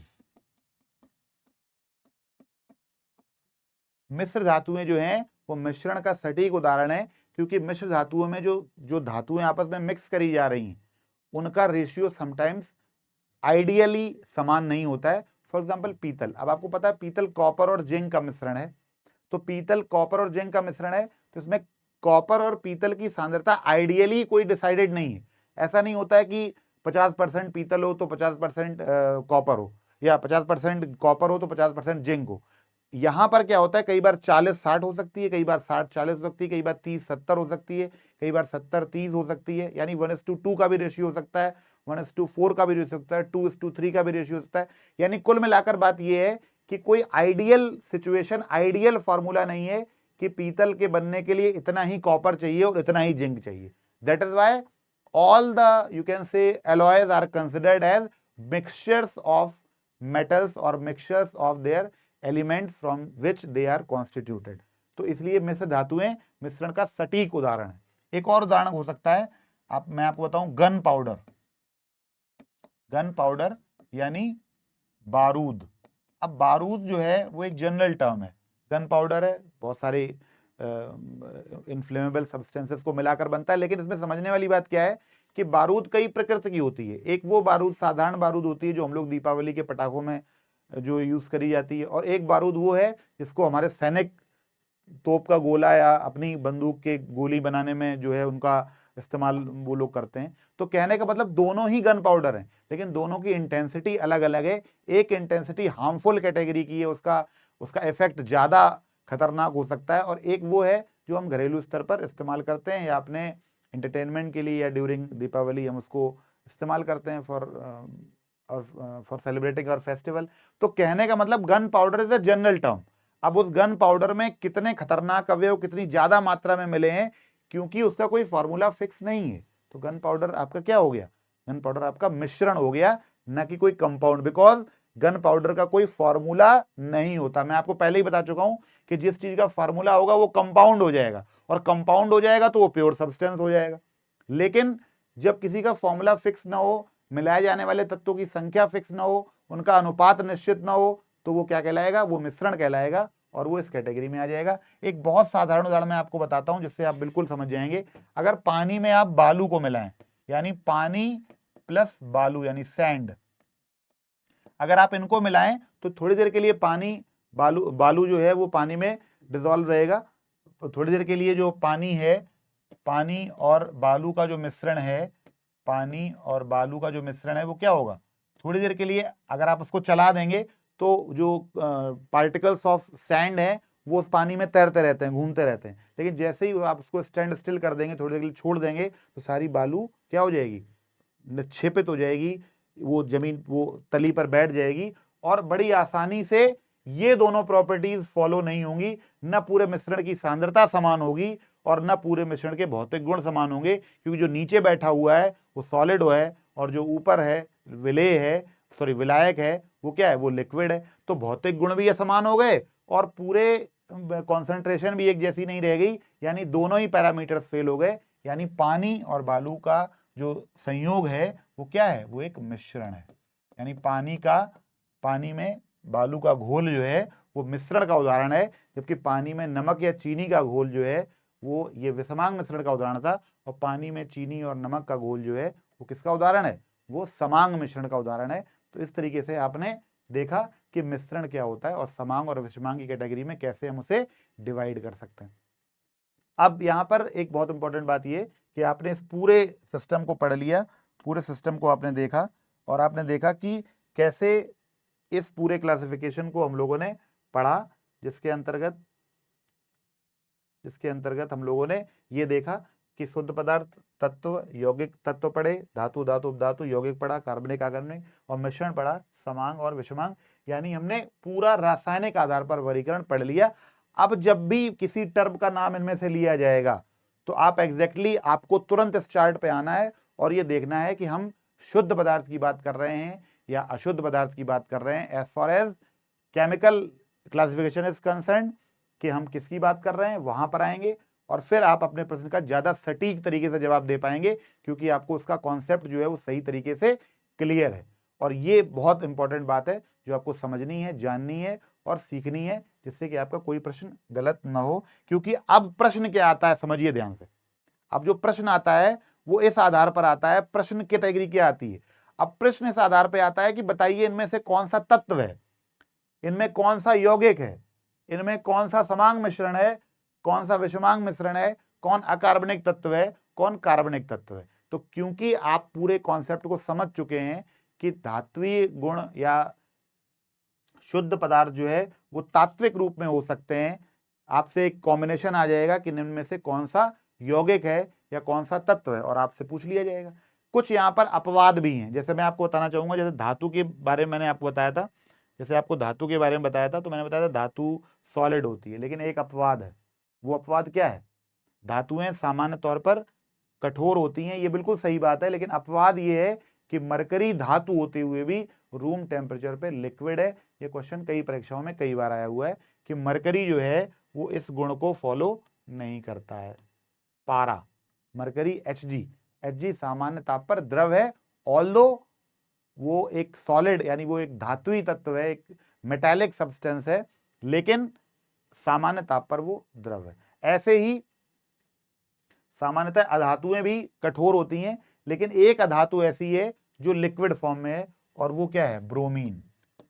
ब्रोमीन जो है Br, वो जो है सामान्य ताप पर द्रव है। सामान्य ताप पर क्या है, सामान्य ताप पर द्रव है। ऐसे ही जो मैंने आपको बताया मरकरी, वो सामान्य ताप पर, ये भी क्या है, सामान्य ताप पर द्रव है। ठीक है, सामान्य ताप पर ये भी क्या है, सामान्य ताप पर ये भी द्रव है। ठीक है, तो ये दो कुछ अपवाद वाली बात है। एक बात और अपवाद की है इसमें, जैसे यहां पर आपको पता है कि धातुएं जो होती हैं वो ताप और विद्युत का सुचालक होती हैं, टेम्परेचर और इलेक्ट्रिसिटी, ताप और विद्युत की गुड कंडक्टर होती हैं, दैट मीन्स कंडक्टर होती हैं धातुएं। ठीक है, नॉन कंडक्टर्स जनरली ताप और विद्युत की कुचालक होती हैं, लेकिन एक अपवाद है और वो है ग्रेफाइट। क्या अपवाद है, ग्रेफाइट। ग्रेफाइट जो है एक्चुअल में ग्रेफाइट क्या है, ग्रेफाइट जो है वो कार्बन है। ग्रेफाइट जो है वो क्या है, कार्बन है, लेकिन कार्बन होते हुए भी यानी अधातुई होते हुए भी ये ताप और विद्युत का सुचालक है। क्या है ये, ताप और विद्युत का सुचालक है। तो ये कुछ अपवाद वाले टर्म्स हैं, और यकीन मानिए अपवाद वाले क्वेश्चन जरूर पूछे जाते हैं, क्योंकि ये थोड़ा लीक से हटके हैं। तो 2 ही 3 पॉइंट हैं, आप इनको याद कर सकते हैं। जैसे ब्रोमीन सामान्य ताप पर द्रव है, मरकरी ब्रोमीन अधातु होते हुए भी द्रव है, मरकरी धातु होते हुए भी द्रव है, और जो कार्बन है, कार्बन ये जो कार्बन है ये अधातु होते हुए भी, यहाँ पे इसको काट दो कंफ्यूज हो जाएंगे, कार्बन अधातु होते हुए भी ताप और विद्युत का सुचालक है, जबकि सामान्यतया धातुएं ताप और विद्युत की सुचालक होती हैं, लेकिन ग्रेफाइट जो है वो अधातु होते हुए भी ताप और विद्युत का सुचालक है। तो ये आपका पूरा क्लासिफिकेशन ये वाला कंप्लीट होता है और ये इस पूरे चैप्टर को आपको इसको क्लियरली जो है समझना है। एक मैं आपको और बात बताना चाहूँगा इसी से रिलेटेड, और वह है पदार्थ का भौतिक अवस्था परिवर्तन, यानी भौतिक अवस्थाओं का परिवर्तन। भौतिक अवस्था परिवर्तन, और भौतिक अवस्था परिवर्तन का मतलब होता है change in physical state. Change in physical state बहुत एक छोटा सा टॉपिक है आपका, लेकिन बहुत रेलेवेंट है एग्जाम के पॉइंट ऑफ व्यू से। देखिए 3 चीजें समझिए ध्यान से, इसको समझ लेते हैं, और ये बहुत काम की चीज है और ये आपके बहुत काम आने वाली है। ये है आपका सॉलिड, दैट इज ठोस। ये है आपका लिक्विड, दैट इज द्रव, और ये गोला है आपका गैस, दैट इज गैस। अब देखिए कैसे तीनों पदार्थों का अवस्था परिवर्तन होता है और क्या इन तीनों के स्पेसिफाइड इनके नाम क्या हैं, ये बात जानना बहुत जरूरी, क्योंकि ये क्वेश्चन बहुत कॉमन क्वेश्चन है। और हम लोग कई बार क्या होते हैं कि इन सब जब सारी अवस्थाएं एक साथ लिखी होती हैं तो हम लोग कंफ्यूज हो जाते हैं। ध्यान समझिएगा, अगर सॉलिड जो है, अगर जो सॉलिड है, जब भी सॉलिड पदार्थ लिक्विड में चेंज होता है, ध्यान से देखिएगा ये एरो बना हुआ है, सॉलिड पदार्थ लिक्विड में चेंज हो रहा है, तो सॉलिड का लिक्विड में परिवर्तित होना कहलाता है मेल्टिंग। क्या कहलाता है? मेल्टिंग या गलन। क्या कहलाता है? मेल्टिंग या गलन। फिर से देखिए, लिक्विड का गैस में परिवर्तित होना, लिक्विड का गैस में परिवर्तित होना कहलाता है, द्रव को हम परिवर्तित करेंगे गैस में तो ये कहलाता है इवेपोरेशन, या आप इसका एक और नाम जो मोस्ट कॉमन नेम है that is vaporisation. Vaporisation that is वाष्पन। क्या कहते हैं? वाष्पन। ठीक, गैस का सॉलिड में परिवर्तन होना, पहले पढ़ते हैं सॉलिड का गैस में परिवर्तित होना। तो सॉलिड का गैस में परिवर्तन होना, जब भी किसी पदार्थ, कोई ऐसा पदार्थ, विशिष्ट पदार्थ जिसको हम गर्म करें और वो बगैर द्रव अवस्था में आए सीधा गैस में परिवर्तित हो जाए, तो इसको हम कहते हैं ऊर्ध्वपातन। क्या कहते हैं? ऊर्ध्वपातन या सब्लिमेशन। सब्लिमेशन। ठीक, अब आ जाइए, अब इस सारी प्रोसेस को रिवर्स कर दीजिए एक साथ, तो आप बहुत अच्छी तरीके से आप इन चीजों को समझ पाएंगे। ध्यान से देखिए, अगर इसी प्रक्रिया को हम क्या कर दें, रिवर्स कर दें, यानी यहीं से शुरू करते हैं। पहले हमने सॉलिड को लिक्विड में बदला था, अब हम लोग लिक्विड को सॉलिड में बदल रहे हैं। अगर द्रव अवस्था को ठोस अवस्था में जो है वो परिवर्तित करें, द्रव अवस्था को ठोस अवस्था में परिवर्तित करना क्या कहलाता है? हिमन या फ्रीजिंग। क्या कहलाता है? फ्रीजिंग। गैस अवस्था का द्रव अवस्था में बदलना, गैस अवस्था का द्रव अवस्था में बदलना, यह कहलाता है कंडेंसेशन। कंडेंसेशन दैट इज संघनन। क्या कहलाता है? संघनन। और देखिए ध्यान से, ये अंतिम आपका कन्वर्जन है, वो ये है कि अगर गैस अवस्था को हम क्या करें, गैस अवस्था को सॉलिडिफाई कर दें, सॉलिड में बदल दें, तो ये गुण क्या कहलाता है? गैस का द्रव अवस्था में बदलना कहलाता है रिवर्स ऑस्मोसिस। क्या कहलाता है? Sorry, reverse sublimation. क्या कहलाता है? डिपोजिशन या रिवर्स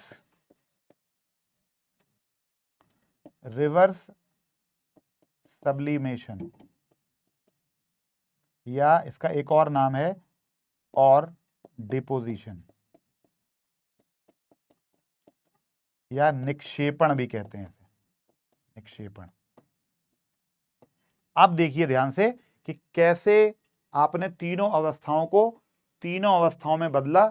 और सिर्फ ये एक चार्ट या ये अगर आपने इस प्रोसेस को समझ लिया तो ये सभी प्रकार की भौतिक अवस्थाओं का एक अवस्था से दूसरी अवस्था में कन्वर्जन कराने के लिए आपका ये एक एग्जैक्टली आइडियल एक करेक्ट फॉर्मूला है। और इस फॉर्मूले की सहायता से आप क्या कर सकते हैं, आप अच्छे से अच्छे जो है क्वेश्चन को सॉल्व कर सकते हैं। और कहाँ पर मेल्टिंग यूज करना है, कहाँ पे वेपोराइजेशन यूज करना है, कहाँ पे सब्लिमेशन यूज करना है, कहाँ पे फ्रीजिंग यूज करना है, कहाँ पे कंडेंसेशन यूज करना है, कहाँ पे डिपोजिशन यूज करना है, ये क्लियरली आपके सामने एक एरो फॉर्म में पूरा बना हुआ है। अगर आप इसको अच्छी तरीके से गहन तरीके से इसका अध्ययन करेंगे, इसको समझेंगे और इसको ग्रास्प करेंगे, अपने अनुभव में लेंगे और अपने तरीके से इसको सॉल्व करेंगे, तो ये जब भी कोई रासायनिक या भी केमिस्ट्री से रिलेटेड या फिजिक्स से रिलेटेड कोई क्वेश्चन आएगा और उसमें इस गुण का प्रयोग किया जाएगा। कभी कभी तो सीधे डायरेक्टली क्वेश्चन आता है कि पदार्थ का वह पदार्थ की कौन सी अवस्था, पीसीएस में क्वेश्चन आया हुआ है कि ठोस अवस्था का गैस में परिवर्तित होना क्या कहलाता है। सीधी सी बात है। तो कई बार ये होता है, आमतौर पर चक्र ये कहता है कि सॉलिड पहले लिक्विड बदलेगा, लिक्विड फिर गैस में बदलेगा और गैस जो है वो उसको अगर हम कंडेंस करेंगे तो फिर लिक्विड बन जाएगा, लिक्विड को फ्रीज करेंगे तो वो फिर से क्या बन जाएगा, लिक्विड को फ्रीज करने पर वापस क्या बन जाएगा, वो वापस सॉलिड बन जाएगा। तो ये चक्र जब पूरा पूरा फॉलो नहीं होता है तो इस चक्र का निर्माण होता है। और इसमें जो सही सही क्लियरली लिखा हुआ है कि सॉलिड, लिक्विड और गैस के आपस में कन्वर्जन क्या कहलाते हैं। तो अगर आपने इस फिगर को, इस चित्र को, इसको अच्छी तरीके से फॉलो कर लिया तो आप आने वाले समय में जब भी प्रश्न आएगा तो आप डायरेक्ट क्वेश्चन आएगा तो भी आप सॉल्व कर पाएंगे और डायरेक्ट क्वेश्चन नहीं आएगा तो भी आप आसानी से अब सवाल का जवाब दे पाएंगे।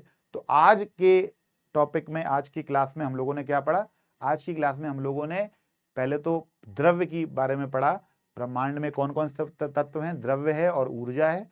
द्रव्य को हमने क्लासिफाई किया एक फिजिकल बेसिस पे, यानी एक भौतिक आधार पर, एक रासायनिक आधार पर। भौतिक आधार पर जब किया तो उसकी 5 अवस्थाएं निकल के आई थी जिनके अलग अलग गुण थे, अलग अलग क्वेश्चन जो बनते वो मैंने आपको बताए। और जब रासायनिक आधार पर जब वर्गीकृत किया तो उसके भी निकल कर आए शुद्ध पदार्थ और मिश्रण।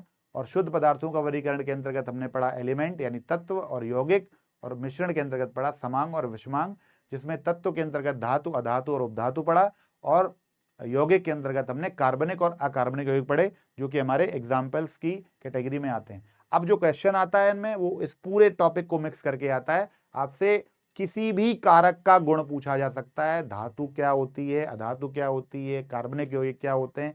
अगर आपने इस पूरे चार्ट को फॉलो किया है पीछे वाले को तो आप बड़ी आसानी से, जो आपको ये जो पेपर्स हैं या जो ये नोट्स हैं ये आपको अवेलेबल करा दिए जाएंगे वीडियो में, तो आप इसको देखिएगा, इसको रिपीट करिएगा और आप देखिएगा कि क्वेश्चंस इसी पर बेस्ड जाते हैं कि इनमें कौन सा तत्व है, कौन सा यौगिक है, कौन सा मिश्रण है। अगर आपने उसको सैद्धांतिकली या सैद्धांतिक रूप से समझ लिया है, कॉन्सेप्चुअली उसको समझ लिया है, तो क्या होगा, तो आप उस पूरे ऑब्जेक्टिव टाइप क्वेश्चन में से अपने मतलब का क्वेश्चन या अपना जवाब जो है आसानी से निकाल पाएंगे, क्योंकि आपका कॉन्सेप्ट क्लियर है। तो कॉन्सेप्ट क्लियर करने पर जोर दीजिए, इससे रिलेटेड प्रीवियस ईयर्स क्वेश्चंस लगाइए। कुछ क्वेश्चंस मैं भी आपको बाद में प्रोवाइड करूंगा, एग्जाम जब आपका क्लोज आ जाएगा तो संबंधित जितने भी टॉपिक्स हैं सबसे रिलेटेड क्वेश्चंस आपको प्रोवाइड करे जाएंगे। तो लगातार हमारे इस चैनल पे जुड़े रहिए, हमारे वीडियोस को फॉलो करिए, और भी जो विषय विशेषज्ञ हैं उनके वीडियोस को भी फॉलो करिए, उनको देखिए और कॉन्सेप्ट को क्लियर रखें और अपने तरीके से यूपीएससी और पीएससी की परीक्षाओं में सफलता प्राप्त करें। और रेगुलरिटी जो है उसको मेंटेन रखें। अगर आप लगातार सारी बगैर किसी क्लास को मिस करे हुए रेगुलर तरीके से पढ़ते हैं तो मैं आपको गारंटी देता हूं कि विज्ञान और तकनीकी के विषय में आपका कोई भी क्वेश्चन, अभी हम लोग सामान्य विज्ञान पढ़ रहे हैं, तकनीकी पार्ट बाद में पढ़ेंगे, तो सामान्य विज्ञान के क्षेत्र में जो भी टॉपिक्स हम लोग, इसीलिए मैं मिक्स टॉपिक करा रहा हूँ, मैंने एक फिजिक्स का टॉपिक कराया, एक केमिस्ट्री का टॉपिक है, अगले टर्म में बायोलॉजी का टॉपिक कराएंगे। तो इस तरीके से क्या होगा कि आप में भी एक तारतम्यता बनी रहेगी और लगातार टॉपिक भी कंप्लीट हो जाएगा। आप सिर्फ इस वीडियो के साथ इतनी देर रहेंगे और इतनी देर में ही आप इतना कुछ सीख जाएंगे कि फिर सिर्फ एक जनरल रिवीजन के बाद आप इसका कोई भी प्रश्न गलत नहीं करेंगे। तो आज की वीडियो में इतना ही, अगले वीडियो में किसी नए टॉपिक के साथ आपसे फिर मिलते हैं। तब तक के लिए धन्यवाद। जय हिंद, जय भारत। Thank you.